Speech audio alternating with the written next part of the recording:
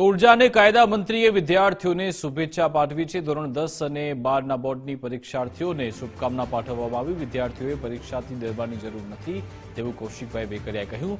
પરીક્ષા વિદ્યાર્થીઓની મહેનતનો ઉત્સવ છે। ઈશ્વર તમારી મહેનતને સફળતા આપશે તેવું કૌશિકભાઈ વેકરિયાએ કહ્યું।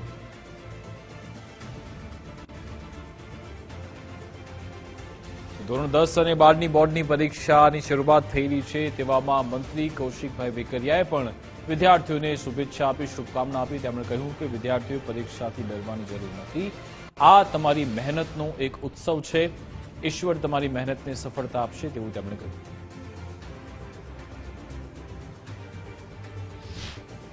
જય શ્રી રામ।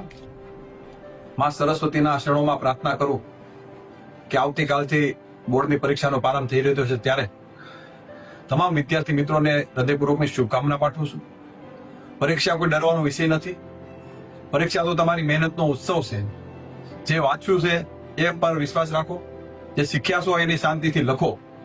સમયના આયોજન અને આત્મવિશ્વાસ સાથે પરીક્ષા આપજો અને યાદ રાખજો, ઈશ્વર તમારી મહેનતને સફળતા આપે અને તમારું ભવિષ્ય તેજસ્વી બને એવી નાગનાથ દાદાના શરણોમાં પ્રાર્થના કરું છું। આપ સૌને મારી હૃદયપૂર્વકની શુભકામના પાઠવું છું।